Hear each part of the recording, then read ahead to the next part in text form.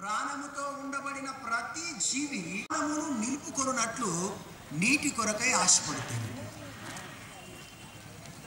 యేసు ప్రభుల వారు మాట్లాడిన మాటలో అక్కడ ఇవ్వబడుతున్నటువంటి యుద్ధ వీరులకు ఆ రకమైనటువంటి చేతి చిరకనిచ్చేటువంటి వారు తీసుకున్నట్లయితే, ఈ చేతి చిరక ఎక్కువ తీసుకున్నట్లయితే మరణం సంభవిస్తూ ఉంటుంది.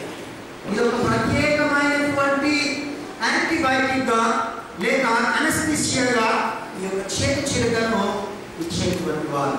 యేసుక్రీస్తు 16 గంటల అనుభవంతో కూడిన శ్రమ, 16 గంటల అనుభవంతో కూడిన శ్రమ, వేదన ఆయన కలిగి ఉన్నారు కనుక ఆ శ్రమను బట్టి దాహంతో ఉంటూ ఉన్నారు.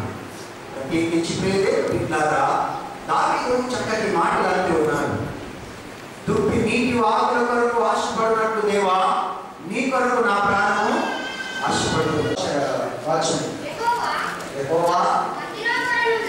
మందిరావరణములను చూడవలనని నా ప్రాణము ఎంతో ఆశపడుచున్నది. అది సమసిల్చున్నది.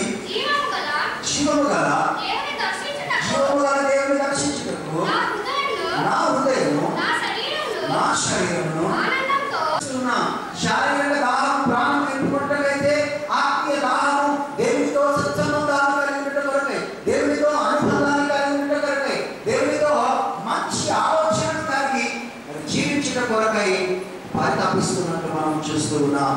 నీ మందిరావరణములలో నేను ఉండాలని, నీ మందిరావరణములో నేను గడపాలని దాహాన్ని సమాజం లేక మానవ సమాజం, క్రైస్తవ సమాజం ఏ రకంగా పరితపిస్తుంది. పేరాశ దాహం ఎక్కువైపోయింది, స్త్రీ దాహం ఎక్కువైపోయింది, పురుష దాహం ఎక్కువైపోయింది. అంతేకాకుండా పాప వేదన ఆయాసములకు గురై చివరికి ఆ దాహము సరి అయిన రీతిలో గొంతు నీటి కొరకు ఆకలి తప్పులు గలవారు ధన్యులు, వారు తృప్తిపరచబడతారు. ఆత్మీయ పరితపత, ఆ పరితప్తత అనేటువంటిది ప్రతి వ్యక్తికి అవసరమైంది.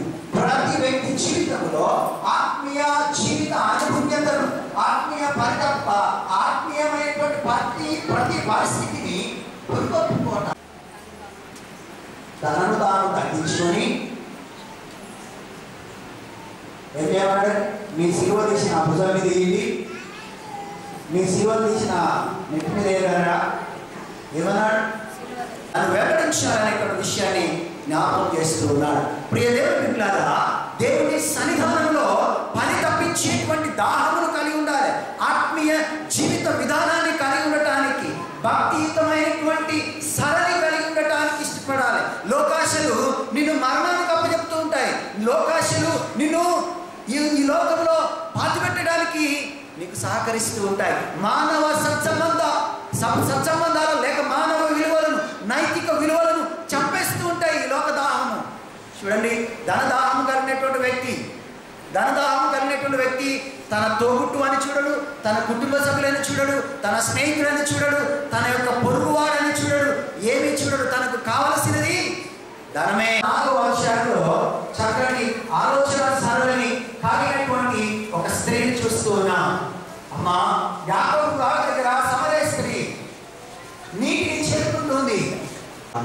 మన ఆత్మీయ జీవితము ఎండిపోయిన లోతైన జీవితాన్ని కలిగి ఉంటుంది. నీటి లేని జీవితాన్ని కలిగి ఉంటున్నది. నీటి లేక ఎండినటువంటి పరిస్థితిని మనం కలిగి ఉంటున్నాం. ఎండినటువంటి ప్రతి పరిస్థితిలో మరి దేవునికి మహిమను చెల్లించలేని పరిస్థితిలో మనం ఉంటున్నాం. మరి నిజమైనటువంటి పరిస్థితిని కలిగి ఉండాలని జ్ఞాపకం చేస్తూ ఉన్నాడు. యోహాను సువార్త 4వ అధ్యాయం 24 నుంచి 36 వచనంలో అక్కడ మాట్లాడుతూ ఉన్నాడు. ఆయన యేసు ప్రభువు అంటున్నాడు, నీతి కొరకై ఆకలి దప్పులు కలిగి, నీతి కొరకై ఆకలి దప్పులు కలుగునట్టు ప్రేరేపిస్తూ ఉన్నాడు. ఆ సమరయ స్త్రీ అక్కడ అంటూ ఉన్నాడు, వారి భోజనం తీసుకెళ్ళమని అడిగినప్పుడు ఆయన అనేటువంటి ప్రతి పరిస్థితిలో చక్కటి మాటలు జ్ఞాపకం చేస్తూ ఉన్నాడు. 4వ అధ్యాయం శిష్యులు బోధకుడా భోజనము చేయమని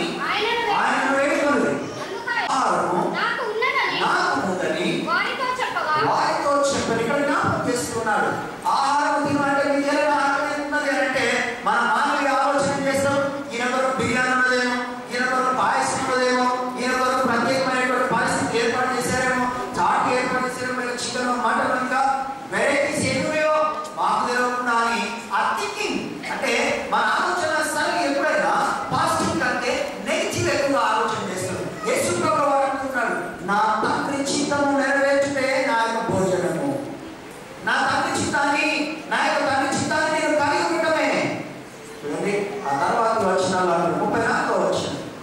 యేసు చిత్తము నెరవేర్చుటయు ఆయన పని ఉదముట్టించుటయు నాకు ఆహారమై ఉన్నది. దేవుని బిడ్డలారా, ఆహారమైంది. మనమైతే అయ్యారు ఇంతసేపు చేస్తున్నారు, మాకు ఆకలి కాదా? అయ్యారు ఎప్పుడు అయిపోతుంది? మన ఆలోచన సరే ఆత్మీయత కంటే ఎక్కువగా శారీరకమైనటువంటి విషయాలపైన, ఆత్మీయత కంటే ఎక్కువగా లోకానుసారమైనటువంటి జీవిత విధానం పైన, ఆత్మీయత కంటే ఎక్కువగా ఈ లోక జీవిత విధానానికి ప్రాధాన్యత ఇస్తున్నామనేటువంటి విషయాన్ని జ్ఞాపకం చేస్తూ ఉన్నారు. నీ యొక్క దాహం ఎటువైపు ఉంటుంది? పాప జీవితమే.